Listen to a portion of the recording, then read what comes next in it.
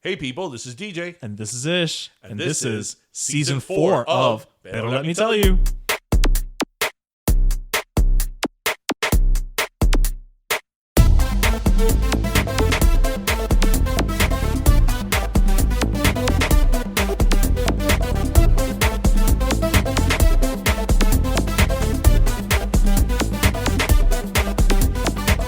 Every time I sit in this chair, I want to sing Stone Temple Pilots. Well, you should. I know, right? Do it. I have All a of it. Scott All of Weiland it. STP unplugged. Oh, no, but Que Dios lo bendiga. I was going to say that didn't end well. No, no, no, well, What did end well is our hiatus.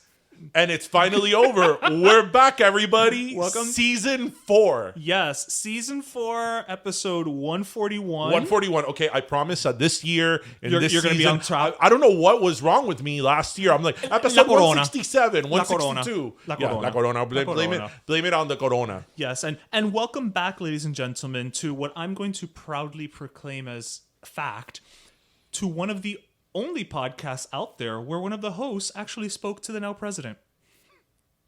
Oh my God! Yes, yes. And a whole controversy And a whole happened over controversy that happened as because well. at the end of the day, you're a plant. Right, a big ficus.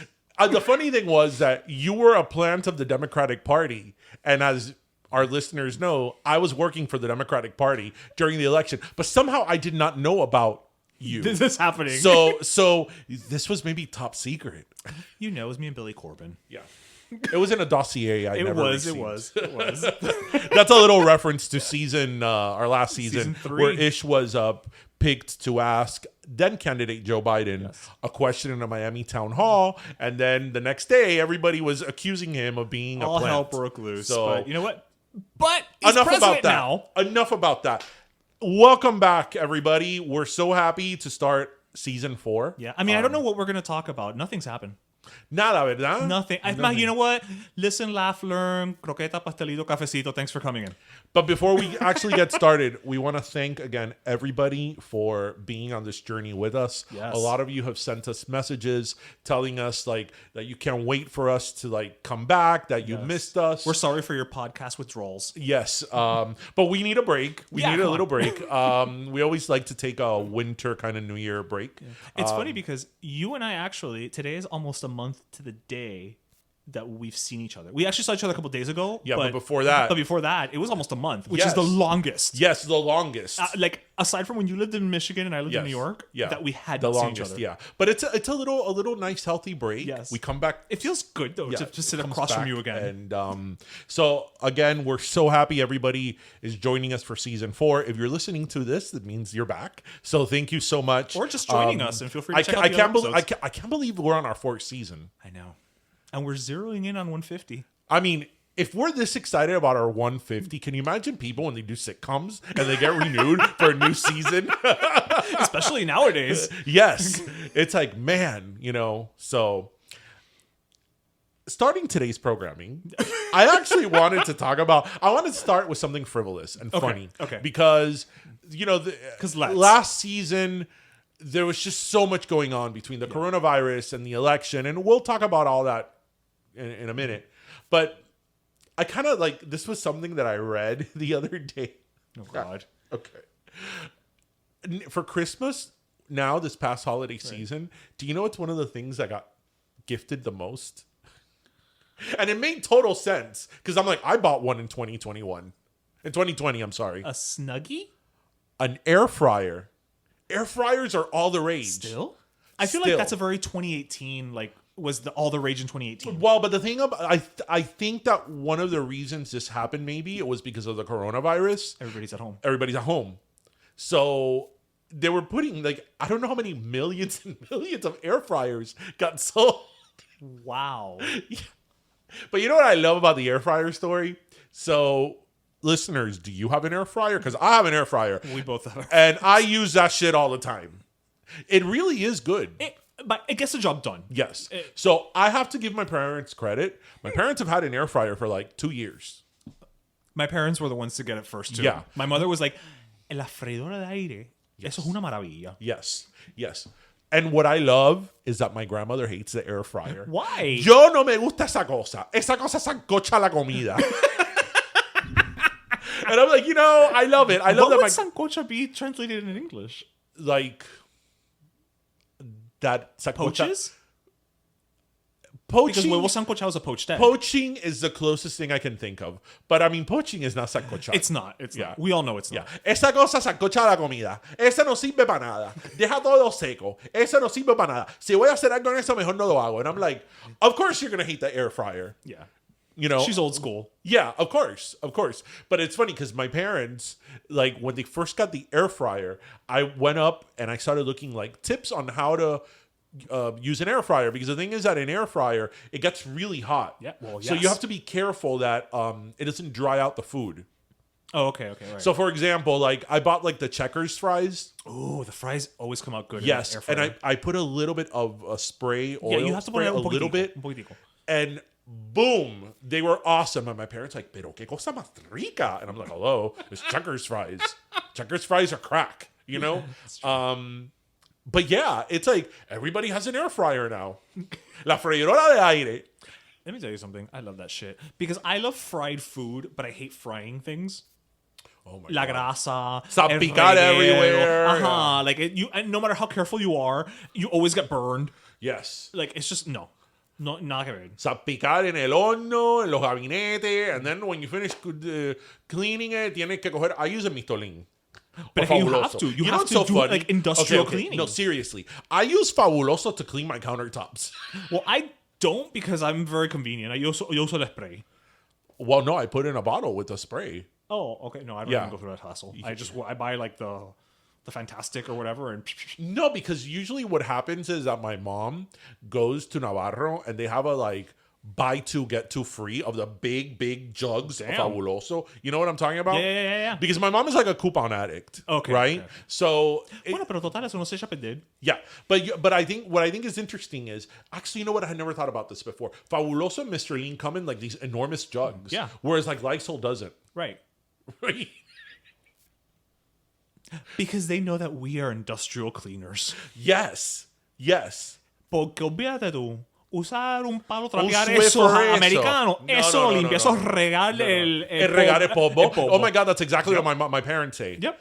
Eso, un Swiffer, eso no limpia nada. Or the mops, the American mops. Yeah, eso no limpia eso nada. no Tú limpia nada. necesitas Un palo de trapear. Ajá, con un cubo. Ajá. Un cubo. Entonces you have to, like, what I love is that Cubans or Hispanics, they get el cubo y tiran el agua en la losa.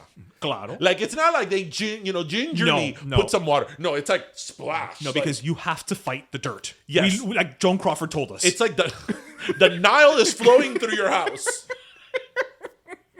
But you know what, though? Maybe Joan Crawford was But you know what, though? They're right. Hay una razón que you walk into the average Hispanic household and it's like you could eat off the floor. You walk into the average Hispanic household, the decoration might be tacky, the walls might be burgundy and semi-gloss. Right. Because, Hispanics and Cubans don't believe in flat paint. Not even a nice eggshell. No, or a sat. No, it's It's semiglow. No. Vete a Home Depot on a Saturday and just stand there at the paint department. Sí, yo quiero este Aztec sand con brillo. Con semiglow. And I'm like, no, they say brillo. Con brillo, Con brillo. And I'm like, oh my God, semi-gloss paint is like the worst thing for the interior. It looks like shit, Because every imperfection the wall has, it's like you're putting a magnifying glass on it, right? It's the fluorescent lighting Right. of paint. But a Cuban house or a Hispanic house, what is it? Cleanliness is godliness. Cleanliness is next to godliness. Is next to godliness. Porque es verdad que una casa cubana, Yeah. and For I the have to most tell part. you that passes down because none of us, we don't clean with none of that shit. No. I clean with legit. Yes, Well, none of us. Okay, let me rephrase. La señora that comes to my house to clean cleans with that stuff. No. But I don't. Like, I use Lysol and stuff like that for, like, whatever, bobería. But, Right. the Lysol wipes are very convenient. Eso es para resolver. Yes, para resolver. Para resolver. Yeah. But here we are, 10 minutes into the podcast, and we're talking about our cleaning habits. And you know which what? All of our listeners are like, oh, it's a hug. all came out that the air fryer. From the air fryer. Como dice Mima, eso sancocha la comida. You know what my grandmother loved? What? Loved that it like blew her mind, and we used it for years. It's not that in anymore. In the 90s or even early 2000s, it's a plancha that you can make little pocket sandwiches with. The Plancha that would have like, you'll put a piece of bread, Uh-huh. then you put a filling, and then you put another piece of bread in it, and then you would close it. that it was like un disco volador sort of, but Yes, but not that you put it on the stove. No, es una plancha. Yeah, it's una plancha. Yeah. Yes. That it would come like with a pre-cut where you would cut the Yes, diagonal. yes, we had diagonal, one. yes, Yeah, we had yes. one. My grandmother loved that. Ella ponía picadillo, you know, rico. yes, or whatever in it. My grandmother loved that, and I have to say that my parents, like everybody else, got into the George Foreman. The George Foreman was a big deal. I still have mine, and let me tell you something. It is one of the greatest inventions ever. Yeah, it is. The George Foreman was actually, works. it was ahead of its time. It works. It's easy to clean. Yeah. It's easy to store. You know what? You were onto something, George. The best thing was when you would do like a hamburger on the George You Foreman. would see all the drip. Oh my God, it was so like cathartic. Yes. And then you'd be like, ooh, that saturated fat is not going in my arteries. yes. Sí. Woohoo! Pero yes. Una casa limpia y un mistolino fabuloso. Either or. Oh my God, you know what's hilarious? I actually took a picture of How this. funny that both things that in Cuban households love to have un olor rico are purple. Mistolín fabuloso. Actually, y I was Agustín going to Rey. say that. A few, and I have the picture somewhere because you know I take pictures of everything. I don't know, a few years ago, I went to Sedanos, and it's not that I never go to Sedanos, but on this particular trip to Sedanos, I passed by the cleaning aisle, and I stopped and took a picture of it because obviously in Sedanos they have more like Hispanic cleaning products, your fabulosos. and they were all like fluorescent. Oh yeah, it's purple, green, and like yellow. There was like a yellow that was like highlighter color. Mira, That was like, no, how did they like get the highlighter color in it? The cleaning aisle in your average Latino supermarket is really just a down low pride flag. No, I think it's even brighter than the pride flag because the pride flag is bright, but it's not like fluorescent. Right, it's like muted tones. Like this stuff is fluorescent. Like I'm sure that if you turn the lights off of Sedano, they're like that stuff will glow in the dark. It will glow in the dark. And then everything else, all the American cleaning products, el Mistolin, El Lysol, the little scrubby bubble bubbles, things, yeah. very discreetly, At most, with the scrubby bubbles, you get like a very light blue. Yes. So bueno. Enough about that. So okay, let's talk about the elephant in the room. On to things we want to scrub. Let's talk about the elephant in the room. So I have to say that, I mean, obviously, if you listen to our podcast, you will have no doubt as to what our political inclination were and who we voted for last election. I have to say, though, that, and I was kind of chatting with Stephanie from Mamas and Merlot about this the other day.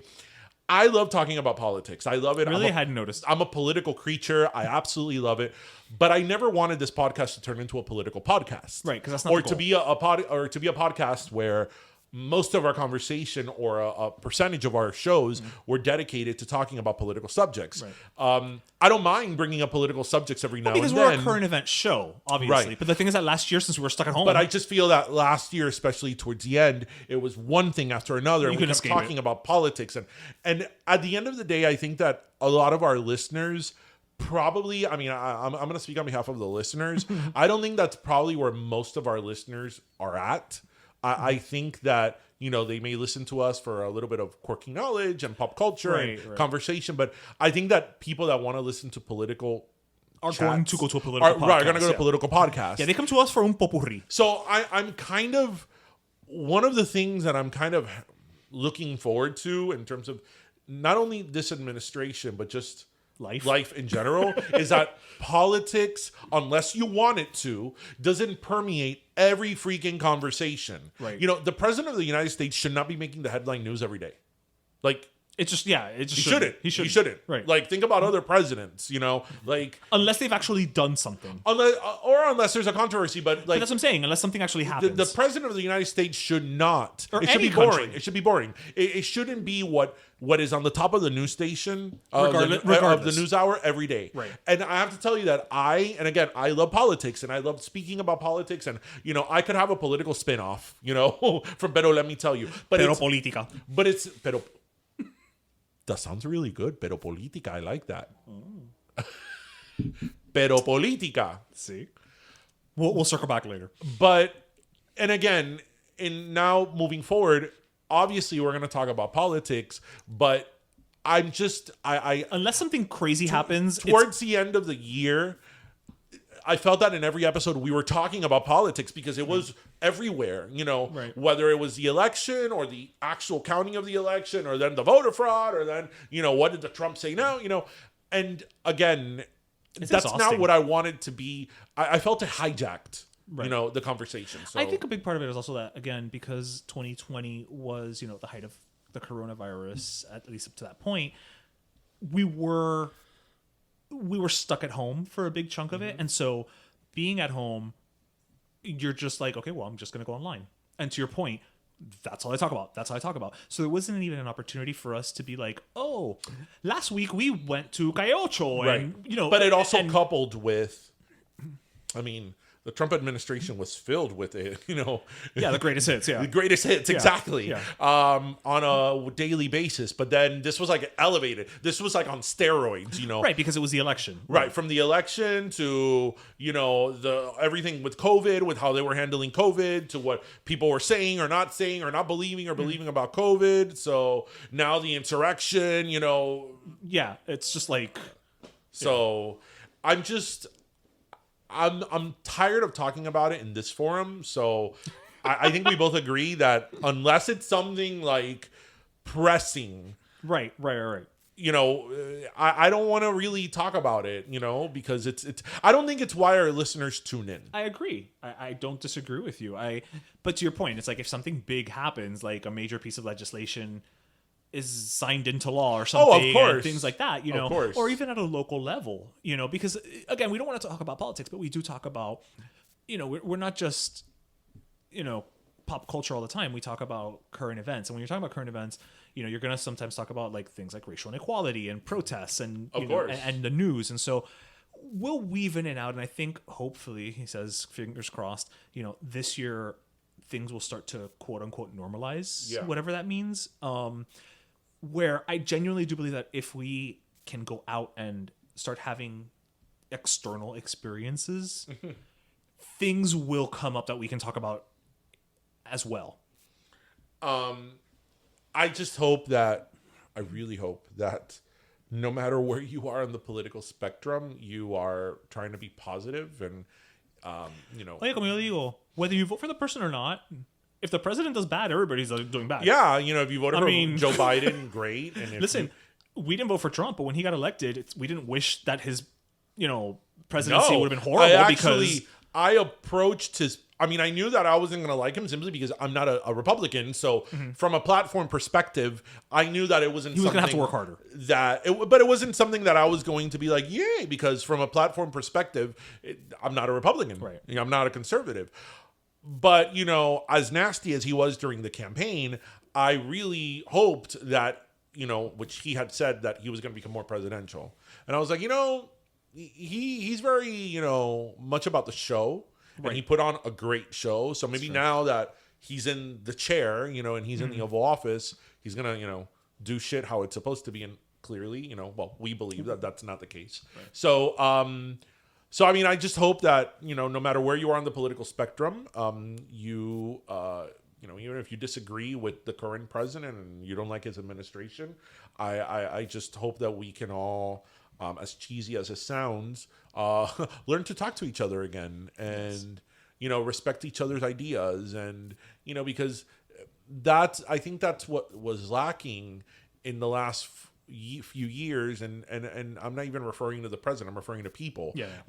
You can no longer disagree with me. You're an enemy. Right? And disagreeing is actually good. Disagreeing fosters ideas, and debate is the essence of a democracy and growth. So, the fact that you and I don't agree and we're going to have a discourse and we're going to go back and forth on it, that's actually healthy. That's not a bad thing. But now, and on both sides, because, we call everybody out. My side, the liberal side, was we didn't have our greatest moments either. People need to start listening to each other. And as I always say, I can wholeheartedly disagree with you, like disagree fundamentally, but at least listen to where you're coming Try from. to understand. Try to understand where you're coming from, even if I think inside you're full of shit. Right. So- That's why we're now on Parler. But no, I'm kidding. I'm kidding. I'm that kidding, didn't last listeners. long. Kidding. Yeah. But you know what, though? I'm actually glad you brought that up because, and this is more like a technology Right. driven part of the conversation. You know, I think a lot of people now with this whole Parler thing and people leaving Twitter, especially more on like the conservative, like Trump voter, they were really upset at these media giants taking such control of it.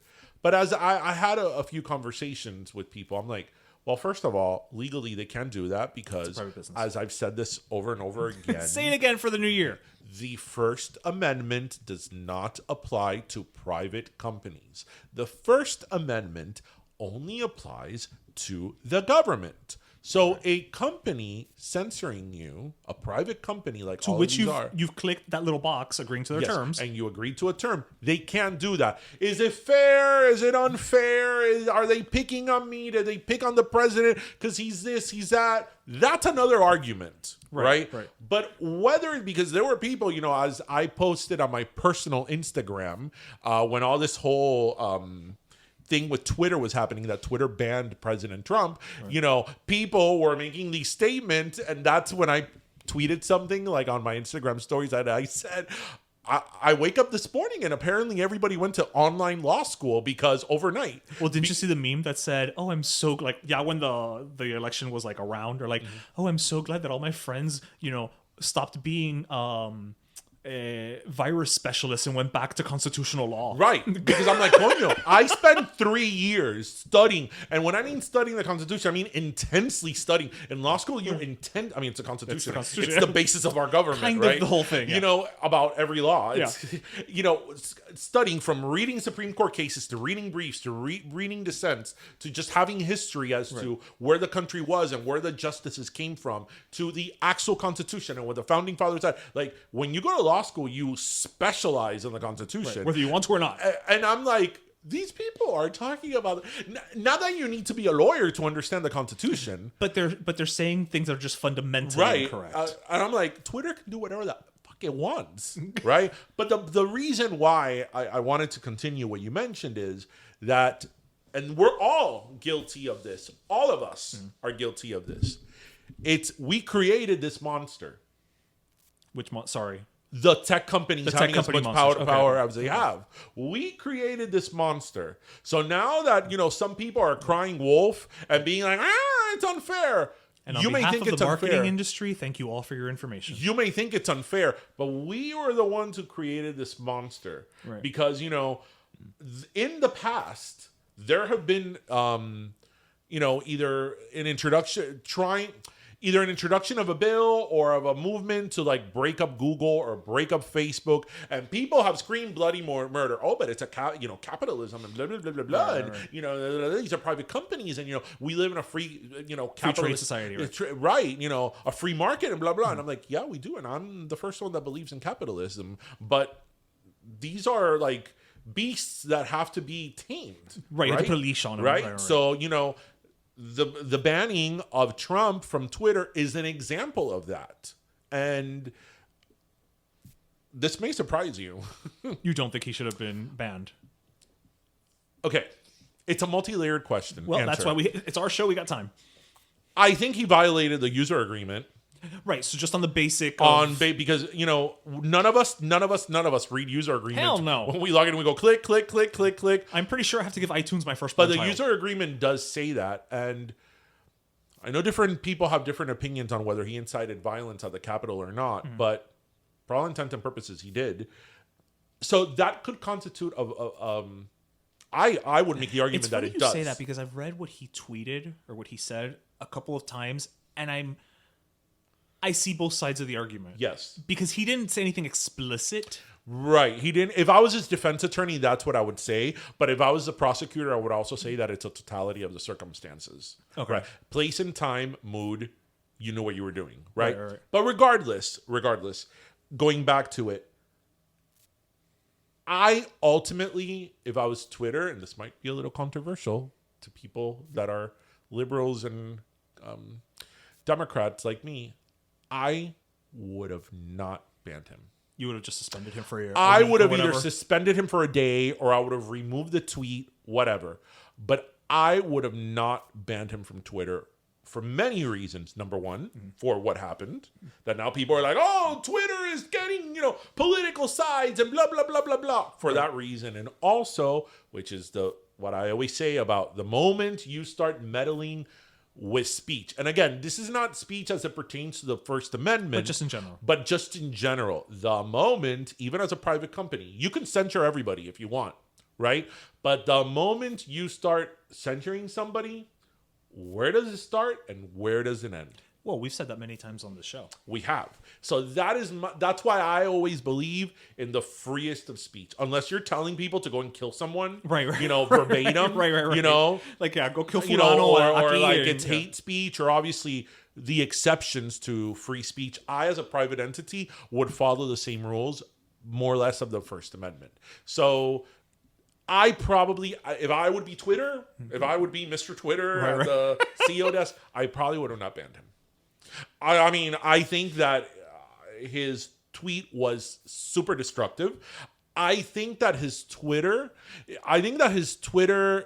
and this is what, and this is what Twitter is the reason we talked about him so much. And this is what I'll say about the Trump presidency, and from here we can move on because I also don't want to go further than this. And I said this many times in the show. I think that Twitter was his best friend and his worst enemy. His best friend in the sense that he developed a cult following because of Twitter. Right. But I also believe that Twitter was his own worst enemy because if you look at his presidency in terms of a Republican or conservative, just on policy, we're not looking at anything else, just on policy, he had a good presidency. Just on policy. We may disagree till the cow comes home on the policy. I disagree on the policy because I don't subscribe to a conservative agenda, right? So whether it was his tax reform, which I disagreed with, or his building the wall and, lack of, take on immigration, or, the economy was good. Yeah. He did receive it from an upswing from Obama, but he gets the credit from it.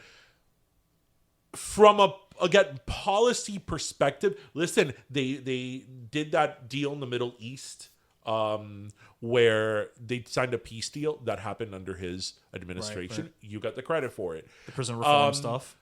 While I disagree with the achievements of his administration because I am not a conservative, from a conservative standpoint, he could have had a successful administration. Ticked many boxes. If he would have not put himself in the way. That's what I think. And, so we'll see. And new year, new time, new president, new administration. Let's move forward. Yes. So hopefully that doesn't come up this year that much in the podcast. So we're done. So something that happened while we were gone, which I think is hilarious. And this would have been a major topic of conversation if we would have been doing episodes during that, in the last month and a half that we've been off the air. When this was happening, I'm like, I can't wait to talk about it in the podcast. What was it? ¿Qué tú me dices a mí de Hilaria Baldwin?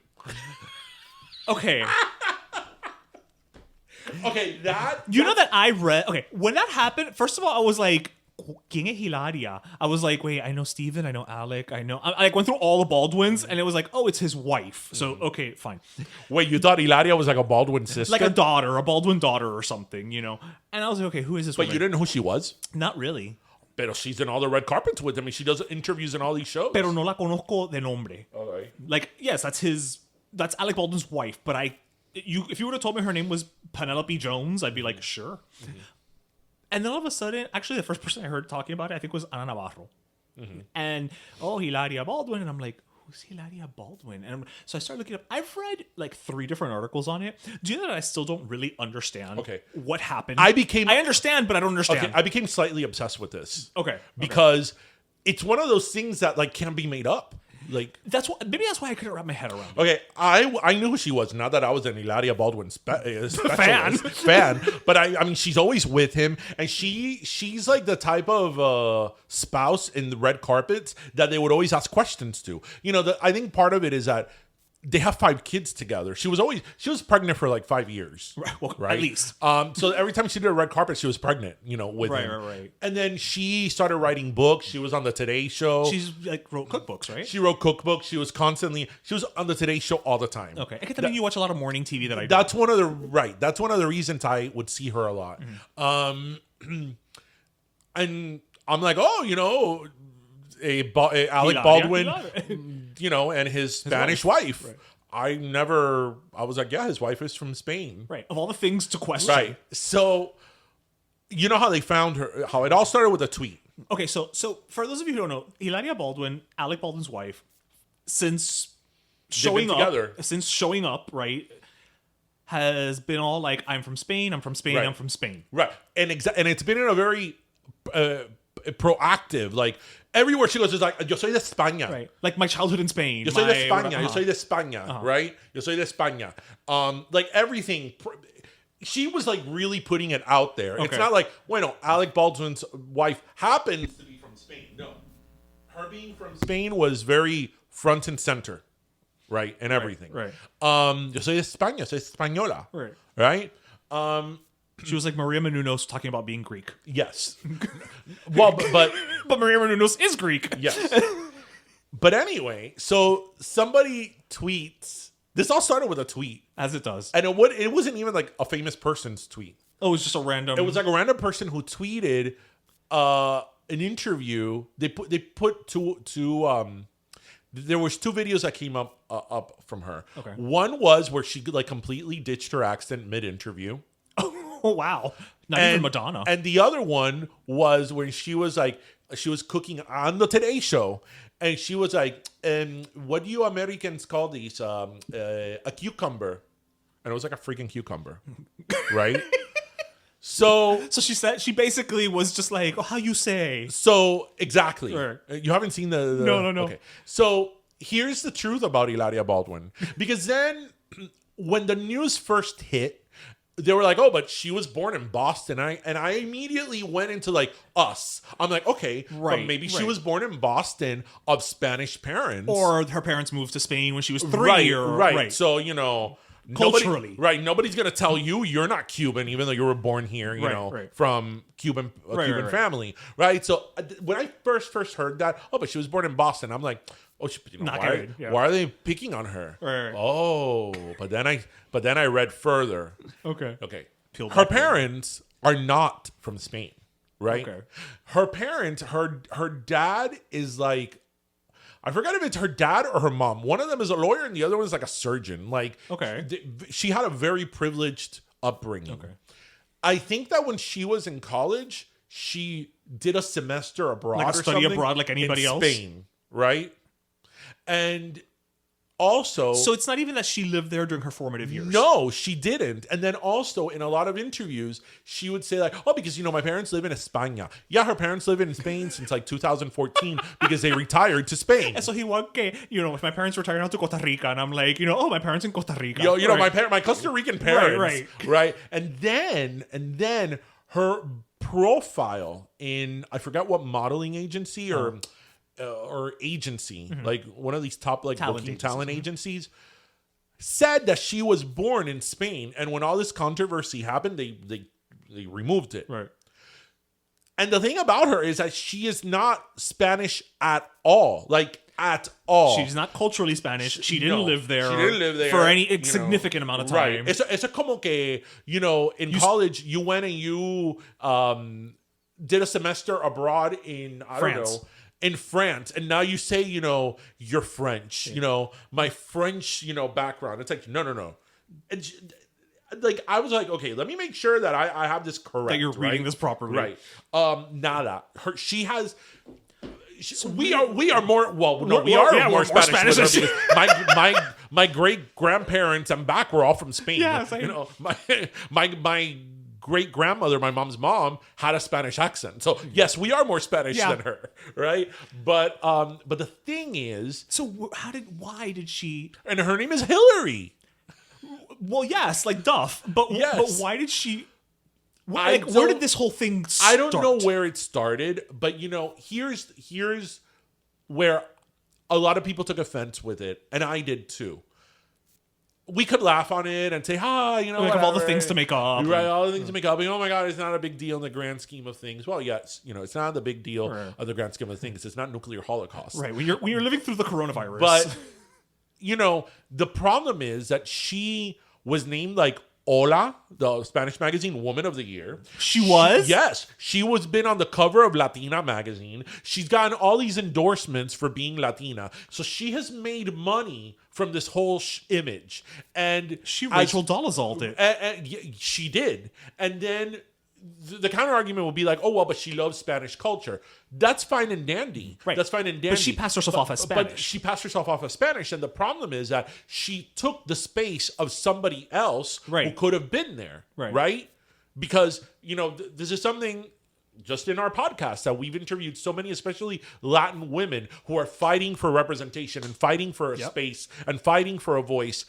And this woman, who is a white woman, with privilege, like I hate to use those, dog whistle she terms, does, but this woman who comes from an affluent background, Right. who is white, who is privileged, was taking up these spaces and these endorsements that should have otherwise gone to real Latin women. That is my problem with it. Yeah. That's the whole thing with the Rachel Dolezal, the white girl who passed herself as black. Yeah. Right. She worked for the NAACP, and apparently she did very good things for the NAACP. And at the beginning of it, I was like, bueno, yes, she shouldn't have lied, but look, if her work Was her work. Right. her work and she did good things, maybe we should focus on that. Right. But what I didn't know, which then I looked up and, came out, was that she got scholarships Yeah. and everything Yeah. for being black. Yes. So it's like, coño, you took the space of somebody who really needed it. Or who not even really who really is the thing you are Who claiming really to is be. black, but really needs it because unfortunately,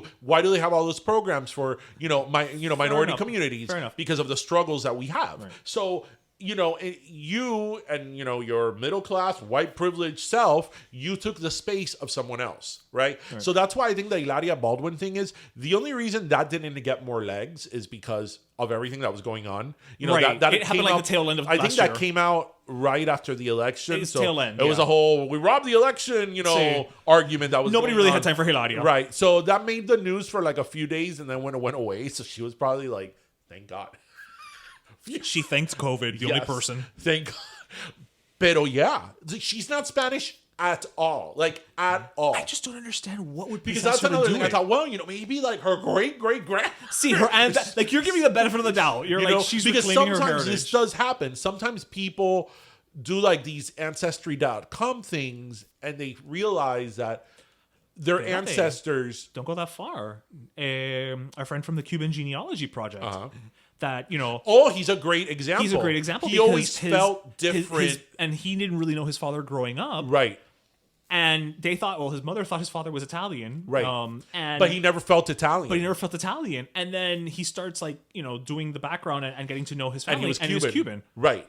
So- that's a great example. And now he started the Cuban I'm Genealogy glad you brought that Project. up. So if and- it's a and all case that. like that, you've always sort of not identified with your, whatever, your group, Right, your right. race, whatever, your ethnicity, you've always felt different. And then you realize that in fact you are, Right. good. But the thing with her is that she's not like nothing, nada. I think they're like, Bolshevik. Like, I don't know, like Bavarian, like anything but Spanish.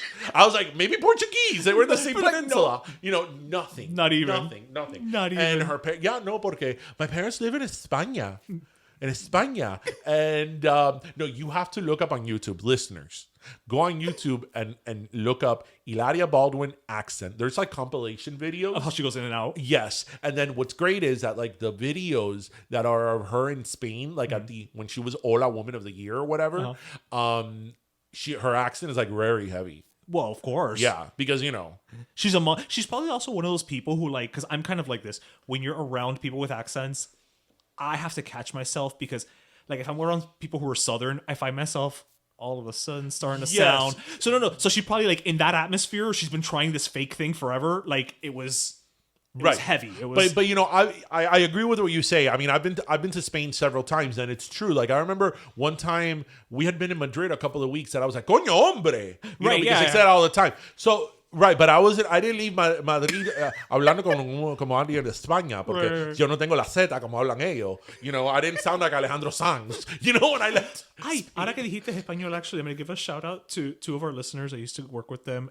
Laura and Diego, because they're from Spain. And Laura, I ran into her on New Year's Eve, actually. And she told me that she loves our podcast and it's helping her learn English because of how fast we speak. Oh.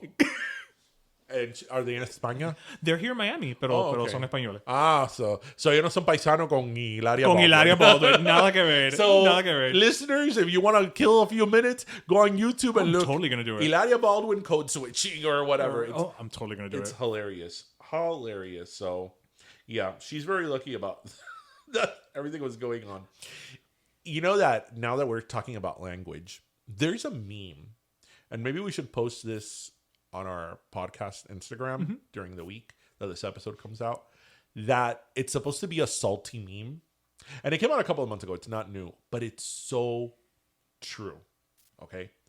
So a couple of months ago, the Daily Mirror, I guess in their in the their UK, right? Instagram or Twitter page, the Daily Mirror is a newspaper in England. But the Daily Mirror is like the UK version of like the New York Post. Maybe, but Right? it's a British publication. So they put an image of Princess Charlotte, who is the daughter of William and Kate. It's their daughter, and I believe this was on their Twitter feed. They put a picture of her and they put Princess Charlotte already speaks two languages at just 2 years old. I know that meme. And somebody responded, and I thought this was right on the money. Somebody responded, "So do most children of immigrants, but I guess it's less impressive when they're poor." And I'm like, that is so freaking true. Yeah. Because earlier they're saying, "Oh my God, Princess Charlotte is Que educada. bilingual. She's bilingual. so intelligent, so Only a educated, royal. so Only- classy. If only. Only a royal 2-year-old would speak If two only the languages." rest of us. I'm like, see, your garden variety Hispanic kid speaks 2 languages. Y cuidado. Yeah, like the children of immigrants, and especially firstborn, where like, you know, if your parents came here later in life, I mean, you're speaking at home one language and another language out in your life. Yeah.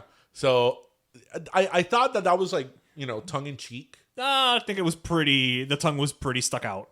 Well, that's true. But I you know, again, I hate to quote a meme as a topic of conversation. But it's not a bad one. But I thought it was like right on the money. That they were still like, "Oh my God, she's 2 and she speaks 2 languages." I'm like, "Yeah, duh." So does every kid in Miami. Yeah, so did and I. you know, any kid from Latin parents. So did I at 2 years old. What's Like your point? basically every kid from Latin parents America like speaks 2 languages. languages at 2. Like this Yeah. is not. What's the accomplishment? Yeah. Oh, she's a royal. Whatever. Ay, ahora que dijiste Charlotte, what are your thoughts on the new Sex and the City? I don't know if it's a reboot, a sequel. I don't know what the hell to call these things anymore. I'm just tired of all of it. But Well, what are your thoughts? why? Well, I can tell you why. Money. But why? That's like now HBO Max done being announced that they're going to do a Harry Potter TV series. And now there's going to be, I don't know how many Game of Thrones prequels. And now there's also a prequel for Game of Thrones that's going to be an animated series. And it's just like, can we just take a minute, take a breath, and stop? Can we let new ideas bubble up once in a while? Even if you at least change the damn name of things. So, Sex and the City is the Golden Girls. Sex and the City. I thought the first movie was great. Like I thought it was great, and I can't say I've seen all the shows. I can't say I'm a fan of the show. Right, but you've seen enough. It's not one of my favorite shows, but I thought the first movie was great. It like gave closure to the characters, and in the universe, It was I a think button on the story. It ended in a nice way, or everybody was happy. If you were a fan, you got a movie. Like I remember that I saw that movie like opening night or opening weekend, and I remember all these like girls going to like the movie theater, it like was a all girls' decked night, out, and I was like, wow, this is like a moment. This is like a pop culture moment. It's the female equivalent of like a Marvel movie. And I remember, I think I may have seen that movie with you or in our group. I remember leaving the movie theater and saying, this movie, it was good and it ended great. I hope they don't do a sequel. And they did, and it totally haven't seen the sucked. sequel. But you've heard that the sequel was Oh, yeah, awful. yeah. The awful, just awful. Yeah.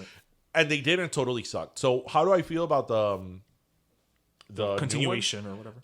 Were you the one who was talking about the reboot with me about how they should have done it for real? Yes, I think we had that conversation like that a couple it days should have ago. been somebody younger. Yeah. That it could have been like, because this is not even a reboot. This is like a continuation. It's a continuation. Of the show. Correct. I would have been more open to a reboot with like what you said, that like a younger woman. Right, like Carrie is the editor of a website, let's say, or what have you, and she hands over her column to a new young 20-something. Right. And then it's her and her group of friends, and then that would give you the opportunity, like maybe one of her friends could be trans, another one could be Black. lesbian, another one could be black, or Asian. or Latin. Or Latin. Anything but rich right, white. But, it gives you the opportunity to expand the universe in that way and to talk about these new experiences still within that Sex in the City, fun, frothy, candy coated. And the original characters, they could still show up. They could still be there. Right. Kind of like what they did with I think in Fuller House, they did a great job with that. They had the legacy cast show up once in a while. Pop in and out. Yeah. Enough that you loved it, right. But every show was not about them. Right. So they could have definitely done that. But a continuation of the same show, that means, so it's Carrie's with Big, Miranda's with Steve, and Charlotte is with, I can't remember his name right now, but the bald guy. Yes. And her two children. Yes. And Elizabeth Taylor, their dog. Well, the dog's probably dead by now. Well, no, the show ended 15 years ago. Doug could be alive. Anyway, but that means that one of them is going to have to break up, because then why are you going to have a show? Let me tell you something. Let me tell you, the only thing more insufferable than Carrie Bradshaw in the original series is going to be Carrie Bradshaw after menopause. Yes. Oh my God, yes. And I have to tell you this. And again, I'm not a huge fan of the show. I watched it more because it was like a pop culture moment. Right. So I'm like, okay, I want to see what this is about. Especially once it was in syndication. But I will say, I like Miranda and Steve. I thought that in the movie, when they did the whole thing on the Brooklyn Bridge, again, perfect ending. I thought it was great that if you met at the Brooklyn Bridge, you were moving forward and not going backwards. Like, I love that part, and I like Miranda and Steve together. Yeah. So it's like, don't do anything to mess that up. Like, also, no Samantha. No, come on. Well, we all know. Well, that's the elephant in the room. We all know how I feel about my BFF. No, but that's the elephant in the room. That show, just my little opinion here, and I would love to know what you guys out there listening would think about this. That show needs Samantha. Samantha is, in a weird way, I read a whole article about it. She's kind of the heart of the show. She is. In a weird way, because you don't always think of the vamp, the vixen, as being the heart of the show. Most people would say like, oh, it's probably Charlotte. Charlotte is the I would say the soul, but not the heart. That show, I think, was as successful as it was because of Samantha. Absolutely. And it was perfect. It was Kim Cattrall se la comió. Oh yeah. And you know what? I'm on team Kim Cattrall. And I don't know if you remember. Well, this was on our very first episode. We talked about this. Really? On episode 1, season 1, we talked about the whole Kim Cattrall, Sarah Jessica Parker feud. Oh wow. Because it's true. Kim Cattrall says, look, I'm like 10 years older than them. She's in her 60s. Yeah. She played that role for 8 years? Yeah, because she did the 2 movies. She was in her 40s when she did the 2 movies. Yeah, she's in her 60s. She's moved on. Like, she's done. She's done. Like, I get it. Like, I get it. From the standpoint of a fan, you always want more. But I mean, look, there's some reboots. Now we're rebooting everything. And it's one of those things, be careful what you wish for. Yes. Be careful what you wish for, because so many times we would say like, oh my God, if only this show like would come back, or oh my God, wouldn't it be cool? Now it does. And now it does. And be careful what you wish for, because like while I've certainly been happy. For example, one of our favorite shows growing up with several of our favorite people, Who's the Boss. Yes. I don't care for a Who's the Boss reboot. You know it's in the works. Huh? You know it's in the works. Yeah, I do. Oh, okay. We love Alyssa Milano. And we'll watch it. We'll let's watch not it. We pretend love Alyssa won't. Milano. We love everybody on that show. Like Yeah, everybody. everybody, yeah. Everybody. Even Danny Pintarano. No, but I mean, Pintaro. but again, as a whole, as a cast. We do. First of all, Catherine Hellman died. So Yeah. and Mona was one of those secondary characters that you needed. Yeah. The show was about Tony and Angela, not about Samantha. As much as we love Samantha. As much as it was about Samantha, it wasn't about Samantha. It wasn't about Samantha. Right. Even when Alyssa Milano. Even though she was the whole reason for the show. What do you mean? Well, Oh, that because he moved The reason he because of took the her? job is because of her. Right, but the Yeah, show yeah. centered on Tony and Angela's Right. relationship. Even when Alyssa Milano was at like the peak of her like Teen success, teen steam days, the show was still not about her, right? Right. So now, from what I read, it's going to be about her. Judith Light hasn't completely signed on to it. So, like, what are we doing? Like, Right. you know, Yeah. I'd rather have, you know what I'd rather have? I'd rather have a career retrospective like they did with the Fresh Prince, That was great. where they all got together Talked and they about hashed it it out and what they're going to do with Friends. Right. I'd rather have that. And I've been telling you that for years. We talked about it. We're like, Yep. as much as we love Friends, I don't want a I don't continuation. think I'm fine. We're friend ended. I'm It's fine. I don't need it. I'm fine because need it. to begin with, logistically, in Friends, they moved out of the apartment. So, Also, guys, we already had Joey. That didn't work. but even if Joey didn't work, if all 6 of them would come back, you know how we left them, that they all were married or coupled, they left the apartment.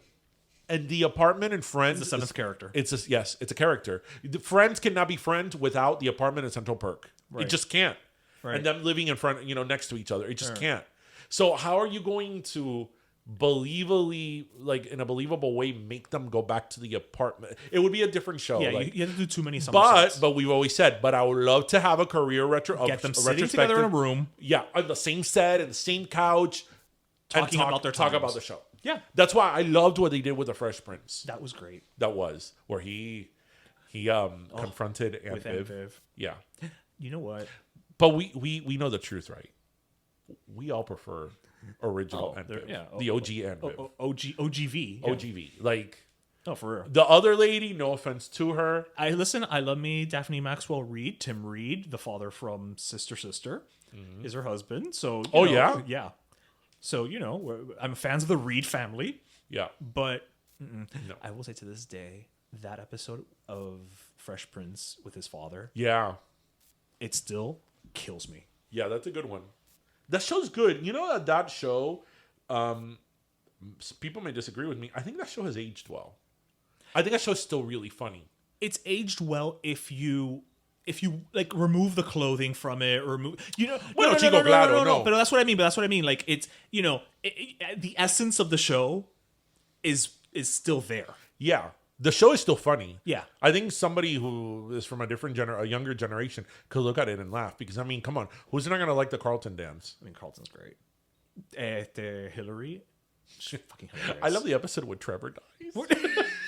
Will you? Bonk. Actually, do you know my favorite moment of the Fresh Prince is? My favorite moment. I watch it on YouTube all the time. I like crack up watching it. I love when they go on the Oprah Winfrey show And they start like dancing backstage. and they have the Oprah Winfrey theme music and Carlton starts dancing and they're all looking at him like, what the hell's wrong with him? I freaking love it. Like, listeners, look that up. Carlton Yes. dancing on Oprah Winfrey. It's hilarious. Fresh Prince. It's hilarious. So, yeah, So, we're back, people. Oh, yeah. Okay. I follow Candace Cameron because I love DJ Tanner. And You may have mentioned it once or twice. I love DJ Tanner, and I love DJ Tanner. And that's all that matters. It may be the reason we were at the set of Fuller House. Well, Juan Pablo de Pachi was the reason why we were at the Yes, set yes, of but Full the House. reason, but we could have just ended it at the interview. Yeah. But she, Do you follow her on Instagram? No. Okay. So I like her because she's very positive. She's all about like positivity and all that Which stuff. we could all use a lot of nowadays. And you know, she's a Christian and she's very open about her Christian views. And she many times like reads Bible verses and all that. But she's very like, you know, be happy, I love everybody, you know, type thing. She's very uplifting, or she tries to be. And she's got a lot of heat recently on her social media. Really? She, a couple of months ago, she posted a picture of her and her husband, and her husband was like kind of grabbing her boob. Oh, I think I heard about this. And the Christian moms went crazy. They were like, oh, you know, like you shouldn't be putting that. Like, you know, that's you know, that's not a good example. You're a Christian woman, blah, blah, blah. And you know what she said? She said to all you Christians out there, you know, that is my husband and I want him to touch me and I like having sex with him because he's my husband and that's my business. So like, go to hell. Like pretty much she said. Shut it down. Yeah, shut it down. But now she gets a lot of shit from the Christian community because, you know, She's not Christian enough, quote unquote. Well, but maybe because like she dresses really like kind of with like little shirts, But she short. doesn't dress provocatively. No, but you know, she wears little dresses and stuff looks like that. great. But you know, she doesn't. You know, she's not covered from head to She's toe. not Amish. Right? And you know, I think she looks better now than ever. I mean, that's Yes. somebody that in her 40s she looks better than in her 20s. Yeah. But she got a lot of shit recently because she started following like Joe Biden, Kamala Harris, and stuff like that. She started following them, and she got a lot of shit, and a lot of people unfollowed her for that. Really? Yeah. So she had to go on Instagram and be like, listen, I follow all types of people. And just because I follow somebody, it doesn't mean I endorse them. I just like to get people's different views on people. Imagine like, that. I was like, yeah, imagine like getting different views on Imagine things. being open-minded. So like, I wanted to bring that up. Funny you say that. I wanted to bring that up because like have we reached that level of tribalism, if you will? Funny you say that. All right. A couple weeks back, we were still on hiatus. We posted, it was the week of the inauguration. I hate to keep coming back to the inauguration, but we posted about the inauguration. We posted Martin Luther King was that Monday, and then that Wednesday was the inauguration. So we posted the picture of MLK. We posted a picture, again, not of the inauguration, just of like the mall. You remember the Right. picture saying like, today we start another 4 years, whichever side you're on, let's move forward together. Something, I couldn't have been more benign in the post. Right. Okay. We started the week off. I'm trying to remember the exact number. From the time that we posted that to the end of the week, we had lost like 30 followers. We did. We've gotten them back, but we lost like 30 followers. Really? Yes. And I kept track of it for that explicit purpose because Right. I'm like, because the only two things that we have posted up until the point where we started like hemorrhaging quote unquote people was literally about Martin Luther King. Which is a national holiday. And I don't know Martin Luther King, but I'm saying the only two things we posted, Martin Luther King and the inauguration. And it wasn't a picture of Joe and Kamala. It wasn't a positive. It was the National It Mall was the from National far away. Mall with the flags. And like, you know, today we start a new day of, you know, with the nation, 4 more years, but whatever. It was so benign. So yes, to your point. And I was just like, wow. So we can't even post anything benign Right. anymore. Right. Without people being like, and then there was on that one picture, there are people who don't follow us who left comments Right. explicit, and I didn't even bother. I didn't like it. I didn't do anything because that's what they want is attention. That's all trolls function once they come out from under the bridge. But the whole thing was just like, oh yeah, 4 more years, and I'm just like, thanks for proving my point. Like, Yeah. I'm literally posting about something like, let's come together, let's move forward, and all you're doing is dando matranca, Right. you know, macranque, sorry, not tranca, macranque. That's a whole other thing. post. Whole other post, macranque, and it's like, and you don't even follow us, which means that you had to go out of your way to either find us or stumble upon us for whatever reason, and you felt compelled To leave us a comment. to leave us a nasty gram. Yeah. Yeah. That's what Candace Cameron said. That she's like, you know, don't you have other things in your day that to Yes. stop what you're doing to like take the time to DM me and like compose an answer, you know? That's time better spent reading to the poor. I don't know, like, Yeah. So that I mean, Yeah. that's how tribal we've become. it's like, wow, Yeah. wow. I think it was not incredible because these type of things shouldn't surprise us at this point. But I thought it was I think we're still telling. of a generation that is somewhat surprised by these things still happening. I think it was telling that she had to go on her Instagram to defend her following Other people. Like, you know, she gets a lot of shit with Candace Cameron. Like, for example, every now and then she'll post pictures of, like, let's say a friend of hers or something who's gay. Oh my God. Hello, Juan Pablo. Oh my God. She will get so much shit from, like, because I read the comments from people and it's like, pero what do you want? Like, what do you want? What is your goal? Like, what do you That want? is my question. You know what? If you don't like her post, unfollow her. Done.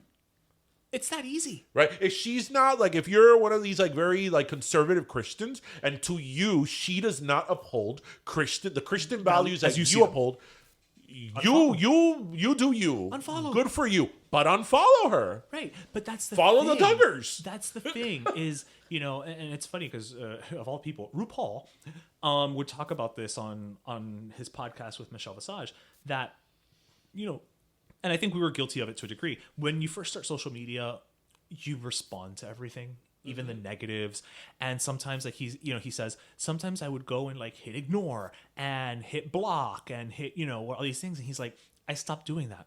Because then that becomes a badge of honor. Right. That becomes something that then they can come back and Especially be like a public figure like RuPaul. Right. Like, RuPaul responded to me. right. Then they can come back and be like, oh, I was banned or I was blocked or, blah, blah, it becomes a thing that now they can use to gain attention. Yeah. And that's all these sad people are looking for Yeah. is attention. Okay. Again, do you know how many times, you know what? Let's keep it close to home. Do you know how many times I disagree with things that Billy Corbin posts? Yeah. If I was to post every single time that Billy Corbin posts something that I disagree with, I would have to But you know resign what? Like, from my job. He's a very good example because, like, Billy Corbin, and we've had Billy Corbin on the show, and Billy Corbin has an open invitation to be Whenever he on the wants. show again because I really like Billy Corbin. Yeah. I agree. I generally agree with Billy Corbin, and I like his style. You know, like balls to the wall. Yeah. I like it. But you're right. There's times that I disagree with him. I am not gonna go out of my way to like be like, oh, Billy, you motherfucker. You know what the because that's how people approach That's what they it. are. That's how I approach it. But it's not even in the sense like, Billy, I disagree with you for these reasons. Right. People get all offensive. Oh, you're this, you're that. They start offending him, taking shots at him personally. Like, why? Like, just if you disagree with him, keep scrolling. Or unfollow. Or unfollow. That's it. That's it. That's it. Like, it's not hard. And that's if you follow somebody. There are literally people, like I'm telling you, on that post, because I checked. I was like, oh, do they follow? Are they fans or where? No. No. So you don't even like us, and you felt the need to like troll? Yep. Well, to quote RuPaul, and it'll be a nice segue to our last soda. If you don't love yourself, How the hell are you gonna love somebody else? Can I get an amen? So we're back in 2021, and this is our first soda. Our first last soda. Our first last soda. Our first last soda of the year. I love it that we're starting with like an oxymoron. Yes. So do you want to go first? Or? No, you go first. I always go first. All right. You don't always go first. Nosotros nos turnamos. So my last soda is actually going to go to somebody who passed away recently. Although it's not her, but real quick, R.I.P. Cloris Leachman. She died? She died today. On Fake Friday? Yeah. She just died like a couple hours ago. Or when they announced it like The a couple Facts hours of ago. Life. Facts of Life, Young Frankenstein, Last Picture Show, like the oldest person to be on Dancing with the Stars. Yes. Yeah, so she passed away. R.I.P. Oscar winner, multiple Emmy winner. So, also guys, keep praying for Betty White. But that's not. Neither of them are getting my last soda. My last soda, and I don't know if you know who this gentleman is going to a former because he's passed away, but also it's been a while. Cuban American lawyer by the name of Osvaldo Soto. Okay. Do you know who Mr. Soto is? I don't know. Tell me. Okay. So he's a little bit of a controversial figure in the sense that he's from Cuba. Initially, when the revolution started, he was actually on the side of Fidel. But cuando vio que todo estaba revuelto, he was like, this is not for me. He came to Miami.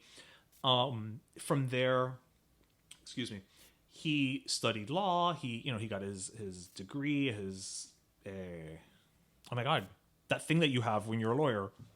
A Juris Doctor. Eso mismo. So, so he came to Miami. He actually took part in the failed 61 invasion of the Bay of Pigs. Oh, wow. He then became a teacher in Wyoming, then Virginia, and then he became a tenured professor at Iowa State before returning to Florida in the mid-70s, which is where he actually earned his law license. That's what I was looking for. In 1976, I did not know this. 1976, o sea, only, 3 years before I was born, the Dade County Commission declared the county bilingual, and it was common for government documents to be published in Spanish and English. But after the Mario boat lift, they passed legislation an ordinance declaring English the official language, prohibiting county funds for translating documents and offering non-emergency services in Spanish or any other language. So he actually led the charge to get that overturned. And he also he founded the Cuban American Bar Association, which is known as CABA. Oh, yeah. The Spanish American League Against Discrimination, or as it's been known, SALAD. And he really contributed to that, and to the point where he was supportive back in, again, the 80s, 90s, before it was the hip thing to do, gay lawyers to become judges. He was a supporter of women's rights and just all forms of general discrimination. And so I wanted to give it to him because I think it's interesting to me that as recent as like the 80s in Miami, which is such a like Latino city, there was ordinances that were saying like, no, speak English. You don't remember that? I do. I don't remember remember that. it all. I remember. I don't remember it at all. I distinctly remember when they were trying to pass English as the official language, and I remember thinking, well, we were much younger back then. I remember thinking, but isn't it the official language? And that's when I found out that that we don't have an official language. I remember that the last wave of that I think happened in the 90s, actually. Really? In like the early 90s. Pues mira. Yeah. So, rest I in feel peace. that that's the last soda I should have given. Well, listen, don't put me in a box. I would never put you in a box. Or a corner. And then put you in another box and mail it to myself. And when it arrives at the door, I'm going to smash it with a hammer. Don't smash me with a But hammer. first, I will poison you with this. Whoever is listening out there and knows what Disney movie that is from, you deserve a last soda. I never liked your cream puffs. Never. No, spinach puffs. Okay, that movie. Okay. We gotta give it. Total tangent. The Emperor's Last Groove, New Groove. That movie is pure comedy. Like I watched that movie the other day with Tristan. Okay, so let me tell you about Tristan is currently. We all made a consensus that we're all going to limit the YouTube. The YouTube was getting out of control. Screen time. The YouTube. He was watching things on YouTube that not that I thought were inappropriate insofar that they had sex or violence, but he was watching things on YouTube that were for older kids. Okay. That doing stupid things. Okay. So he was watching things for like 13-year-olds. Yes, and I As a would show them 7-year-old. to you. Yeah, like you showed it to me, yeah. Guava juice and all yeah. these things. And Tristan, 6. He was 6 at that moment. And I'm like, no. So he's on the Disney diet. He could only watch Disney Plus. Which is great because now, I'm like, the other day we were watching The Parent Trap. Which one? The first one. Oh, okay. She's so freaking beautiful. Maureen O'Hara. Yes. From the first one. Yeah. That woman is gorgeous, at least like in La that movie. Pintaron. Like she's... Which, by the way, a tangent of a tangent. The transatlantic accent in The Parent Trap, the original one, is high. Like, the transatlantic accent está like in few movies. It could have very been Citizen Kane. But anyway, okay, we're totally going off the deep end here. We're watching, you could only watch Disney Plus. I told him, listen, there is content on Disney Plus to keep you busy for the next 30 years. Yeah. Right? So he's really into Toy Story now. Oh, yeah. So Toy Story on Disney Plus has like a bunch of little episodes. Oh, like shorts. Yeah, little shorts of Toy Story. And there's a whole series on little shorts about Forky. Yeah. The new character. Yeah. Forky is freaking a riot. Like, he is a riot. And it also happens to be his favorite character. Well, that and Woody. But why was I telling all of Emperor's you New this? Groove is where this started. Okay, so we watched Emperor's New Groove, and at the beginning, the Emperor's New Groove starts off a little bit slow. Yes. Because he's kind of like explaining, like, look at me, I'm a llama, Right, and like right. it doesn't get funny until like really like when he Yzma becomes a comes llama. out. Well, Yeah. when Yzma comes Yeah, out, yeah. because the star of that show Eartha is Kitt. Eartha Kitt. Yeah. Like, may she rest in peace, Eartha Kitt. But man, like, I was like, this is a good punishment. Not punishment, but this is a good restriction because, we're all so busy that sometimes we like, don't watch as much Disney as we should. Right. But I'm like, oh, like, and then he's watching like The Black Cauldron and like I've never seen. Fun and Fancy Free and like the Three Caballeros, and I'm like, he's watching these like older. Right, he's being exposed to things. Yeah. And like he'll tell you that Steamboat Willie is from 1932 and whatever. And he loves this little cartoon that it's the first cartoon the character of Donald Duck came out. That it's about a hen who she wants to plant her seeds. Oh yes. Plant corn. Yeah, plant corn Yes. and Donald and some other character don't help her, and then Yeah. at the end, She goes to like 3 different people asking for help. yes, and then none of them help her. They're everybody fake having wants a to eat the stomach ache, corn, right. and at the end, she makes this feast out of the corn she harvested, and she gives them like mineral oil. They're Right. all like really the upset. lesson being reap what you sow. But the point is that he's only been watching Disney Plus, and he's happy about it, and I'm happy about it, and I'm like all Disney every day. This is their worst things to watch. Forky, have you seen the Forky vignettes? No. Okay, like when we're done here, I'm gonna show them to you. They are freaking hilarious because Forky is like, the thing about him, because that he was made by Bonnie, Yeah. right, from like Trash. trash. So he's always trying to throw himself away. Oh no, he's a suicidal toy. Yes. So, okay, on that tangent. So Back to Last Soda. back to the last soda. Actually, I wanted to be really basic and just give the last soda to people. I mean, I've given this last soda before, but I feel that I need to give it again because we need to shine a light on these people. To all the people, all the first responders that are working, in hospitals or Yes. anything having to do with COVID, from the people giving the vaccines. In my family, my parents, my aunt, uncle, my grandmother, they already got vaccinated. Oh, that's good. So it's a bit of a sigh of relief because these are the people that we were the most Right. scared of. Because Well, I have una tía that's still in the hospital. yes, because Due to you know COVID. what? Like with my parents, like. My grandmother's 94. So when I think of my parents and my grandmother, I always think of my grandmother as the older one. And I kind of forget that my parents are in their 70s. Are of a certain age. Yes. Because I don't see my parents as senior citizens. Because to see them older means you have to see yourself older. Yeah, no, but I see like senior citizens as like these white people that go to Boca and play golf. Like, and wear Tommy Bahama. Early bird specials. Yes, like to me that's a senior, not my parents. Whatever. My mom goes to Marshalls. And my dad. and even less my parents. Like, but anyway, I don't like. I see like a senior. Yeah, as like a white man and woman.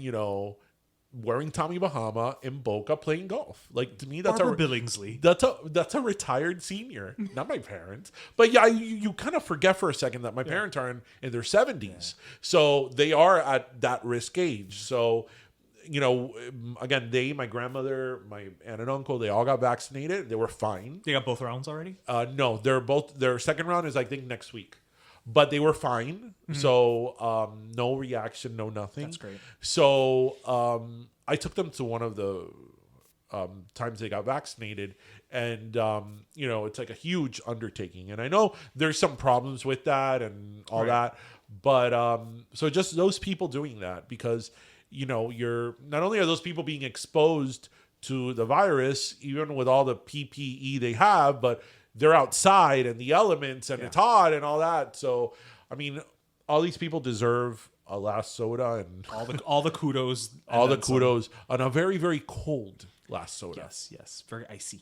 So, because, this whole COVID thing, and again, not to be a Debbie Downer, it's been going on for a year now, and I know we're tired of hearing it and all that, but the numbers are staggering and it's gone nowhere. So, I have a theory about it, but we'll get into that another. Oh my god! Please don't tell me that you have a conspiracy theory. No, about it. not a conspiracy theory. I have a perspective on it, not a theory. Okay, so, well, with that said, that's it. Episode 141, our first episode of 2021. In the books. So, do you think we'll be able to do something fun for 150? Let's have a virtual party. Let's have a Zoom party. That could be fun. We tell our listeners, hey, if you want to be part of our Zoom party, that actually could work. This if we could tell work. people, We'll get we're back gonna- to you, kids. We're gonna have a Zoom. Here's the link. Whoever wants to join us, and we could have like conversations. We're gonna figure this out. Yeah, we're gonna figure that out. We're gonna figure this out. Damn it. Well, everybody, thank you. If you made it this far, thank you again for joining us in our fourth season premiere. Yes. Who'd have thought? Thank you. We owe it all to you. So, as always, grab your pastelito, your croqueta, and your cafecito. Our outro did not change. And we hope you listened, laughed, and learned. And that was episode 141, season 4, episode 1. That's so many numbers. Yeah. Thank you, everybody. All right, Have a great weekend. Happy Friday. Bye. Pero Let Me Tell You is co-hosted by Darian Borges and Ismaeliano, produced by Ismaeliano, and our theme, Pero Let Me Tell You Freestyle, is composed by Michael Angelo Lomlaplex, the official gay guy. And don't forget to subscribe and leave us a review on iTunes.